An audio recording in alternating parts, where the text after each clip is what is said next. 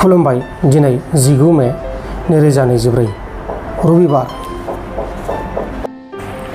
रङियायाव सासे सेंग्राया गावनि गार्लफ्रेन्डखौ बुथारनायनि उनाव रङिया पुलिसनि आखायाव गावखौ गथायदों। बुथारजानाय सिख्लानि मुङा जाबाय सनिया बेगम आरो बुथारग्रा सेंग्रानि मुङा जाबाय ताफिकुल आली। सनिया आरो ताफिकुलजों थांनाय 6 दान सिगां जुलि जानो थाखाय नखर गंनैनि बिमा-बिफाखौ लानानै एग्रिमेन्टबो जादोंमोन। नाथाय एग्रिमेन्ट जाखांनायनि उनाव ताफिकुलआ सनियाखौ मानो बुथारखो बेखौ मिथिनाय जायाखै आरो ताफिकुलआ सनियाखौ बुथारखांनायनि उनाव रङिया आरो नलबारि बर्डारनि दैमा साखाथियाव गारना दोनदोंमोन। उनाव ताफिकुलआ पुलिसनि आखायाव फैनानै गावखौ गथायो आरो पुलिसआ गोथै सहखौ बोखांनानै जाथायनि सायाव नायबिजिरनाय जादों। आसामाव गरमजों मानसि थैजेनबाय। आसामनि काछार डिस्ट्रिक्टनि सिङाव थानाय सत्यरन्जन कलेजाव खामानि मावग्रा सासे सुबुङा गरमनि थाखाय हरखाब गोलैनानै थैदों। थैनाय सुबुंनि मुङा जाबाय सायान दास। सायान दासआ गावनि खामानिनिफ्राय न'फारसे थांबाय थानाय समाव बे जाथाया जादों आरो सायान दासखौ हस्पिटालाव लांनाय जादोंमोन, नाथाय रैखा खालामनो हायासै। डिब्रुगड़नि आसाम मेडिकेल कलेज एन्ड हस्पिटालाव आयेननि बेरेखा ब्लाड डनेशननि रेकेट सालायनाय 3 सुबुंखौ पुलिसआ एरेस्ट खालामदों। हमजानायफोरनि मुङा जाबाय अमृत राजपुत, प्रदीप दास आरो दशरथ दास। 3बो रिक्सा ड्राइभार महरै खामानि मावोमोन।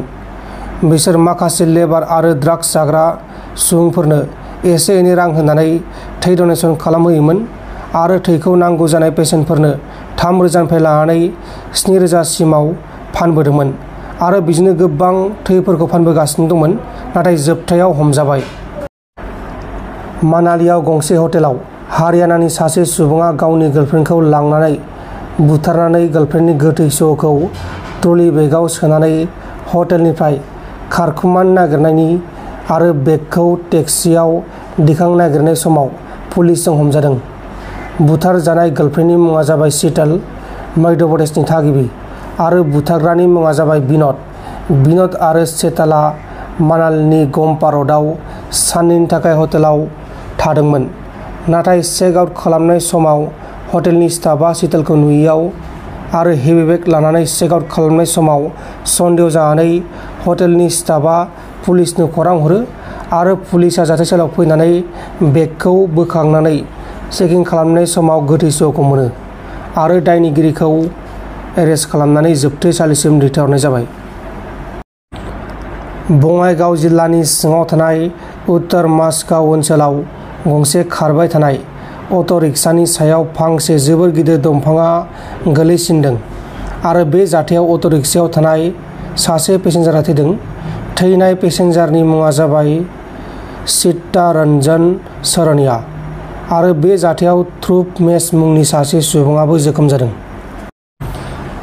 गुवाहाटीनि नारेंगीनि सिङाव थानाय बेरकुसि ओनसोलाव 5 सुबुङा रेल लामाजों थाबायलांबाय थानाय समाव हरखाब ट्रेनजों सौजानानै 2आ थैदों आरो गुबुन 3 सुबुङा जोखोम जादों। थैनाय 2नि मुङा जाबाय शाहिनुर इस्लाम आरो हाफिजुल रहमान। गुबुन जोखोम जानायफोरनि मुङा जाबाय शाहिरुल इस्लाम, सदागर रहमान आरो जाहिरुल इस्लाम। नोंथांमोन दिनैनि खौरांफोरा बेखिनिल'मोन। बेखिनिसिम नायनायनि थाखाय नोंथांमोननिसिम रोजा रोजा साबायखर। गोजोन्थों। एसेनोसै। जय बर' हारिनि।